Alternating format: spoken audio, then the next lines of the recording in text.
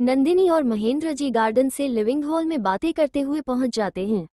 रोशनी और अवंतिका जी जो सोफे पर बैठकर बातें कर रही थी वो उनको आता देख अपनी बातें छोड़कर उन्हीं को देखने लगती हैं। महेंद्र जी की नज़र जैसे ही उन दोनों पर पड़ती है, महेंद्र जी अपनी पत्नी के साथ अननोन लड़की को देख, अरे ये प्यारी सी बच्ची कौन है, कोई हमें भी इससे मिलाओ। नंदिनी तपाक से बोल पड़ी, अरे बड़े पापा ये हमारी दोस्त रोशनी है, हमने आपको बताया तो था, आपको याद नहीं क्या?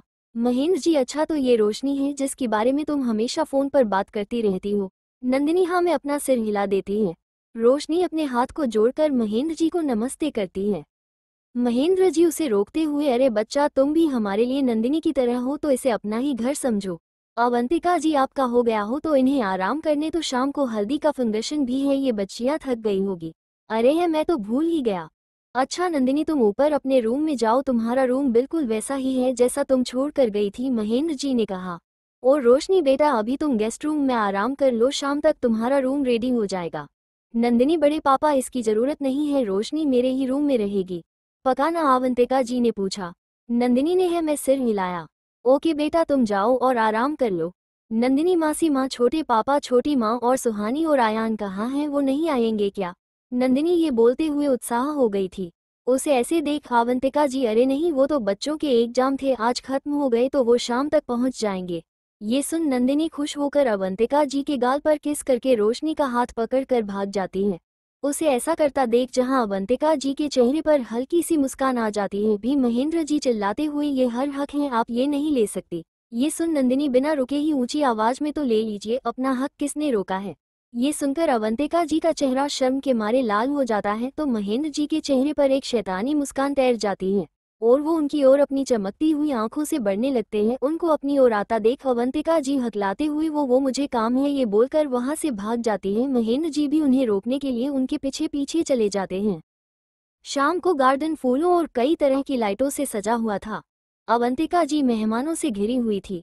नंदिनी जिसने आज पीले रंग का राजस्थानी घाघरा चोली पहना हुआ था वो उन्हें ही ढूंढते हुए इधर उधर देखते हुए आ रही थी। तभी उसे अवंतिका जी दिखाई देती हैं। वो उनकी ओर जाते हुए उन्हें आवाज लगाती है, मासी माँ। उसकी आवाज सुनकर अवंतिका जी उसकी ओर पलट जाती हैं। नंदिनी उन कपड़ों में बहुत सुंदर लग रही थी, उसे देख उनके चेहरे पर मुस्कान आ जाती है और वो उसकी ओर बढ़ जाती हैं। अवंतिका जी, नंदिनी से बहुत सुंदर लग रही है बेटा। नंदिनी अपनी तारीफ सुनकर खुश हो जाती हैं। नंदिनी आप भी बहुत सुंदर लग रही हैं मासी माँ। सच में? नंदिनी हमें अपना सर हिला देती है। अवंतिका जी, अच्छा ये बताओ तुम कुछ चाहिए था क्या?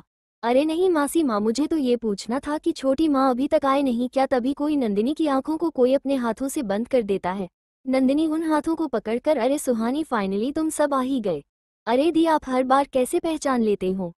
मैं तुम्हें बचपन से जानती हूँ, तुम्हें नहीं पहचानूंगी तो किसे पहचानूंगी? ये बोल वो उसे गले लगा लेती हैं। तभी पीछे से आयान आते हुए, लगता है हमें भूल गए हैं, कोई हमारी तरफ तो देखता भी नहीं। नंदिनी सुहानी से अलग होकर आयान को घूरती है, फिर मुस्कुराकर उसे भी गले से लगा लेती हैं। उससे गले से लगे हुए ही, कैसा है तू? आयान, मैं तो ठीक हूँ, आप कैसे हो? नंदिनी उससे अलग होकर खुद को दिखाते हुए, कैसी लग रही हूँ? उसकी ऐसी हरकत पर सब नाम इसे हिला देते हैं, मानो बोल रही हूँ ये नहीं सुधर सकती है। नंदिनी रुकते हुई, तुम दोनों आ गए हो तो छोटी माँ और पापा कहाँ है?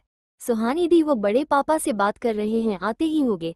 सुहानी और आयान अवंतिका जी के पांव छूकर उनका आशीर्वाद लेते हैं। वो भी खुशी खुशी उन्हें अपने गले से लगा लेती हैं। तभी नंदिनी को सामने से महेंद्र जी के साथ सीमा जोड़ महेश जी आते हुए दिखाई देते हैं। वो उन्हें देखकर दौड़कर उनके पास जाकर सीमा जी के गले लग जाती हैं। किसी के ऐसे अचानक गले लगने से पहले तो सीमा जी घबरा जाती हैं, पर जैसे ही नंदिनी की आवाज उनके कानों में जाती है वो भी उसे गले से लगा लेती हैं। नंदिनी, छोटी माँ, I miss you so much, आपने आने में इतनी देर क्यों कर दी? सीमा जी, अरे बस बस बच्चा, हमने तो कब के आ गए होते अगर बच्चों के एग्जाम नहीं होते तो। महेश जी, हर हम भी यहीं पर हैं, कोई हमें भी देख लो। नंदिनी सीमा जी से अलग होकर महेश जी के गले से लगकर, आप कैसे हैं छोटे पापा? छोटी माँ ने आपको ज्यादा परेशान तो नहीं किया?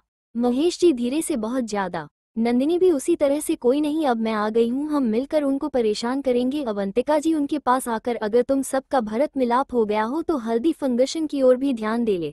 उनकी आवाज सुनकर सीमा जी और महेश जी उनके पैर छूटे हैं।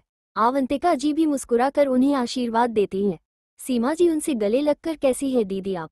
अवंतिका जी, तुम सब आ गए तो ठीक नहीं भी होगी तो भी हो जाएगी। अब उनकी इस बात पर मुस्कुरा देते हैं। महेंद्र जी, अरे भाई वो आपके साहबजादे कहाँ है, कहीं भूल तो नहीं गई कि आज उनकी हल्दी है और अपने ऑफिस में ही पड़े हुए हैं। अवंतिका जी, वो कुछ नहीं भूलता, वो कब का आ चुका है, तैयार होकर आता ही होगा।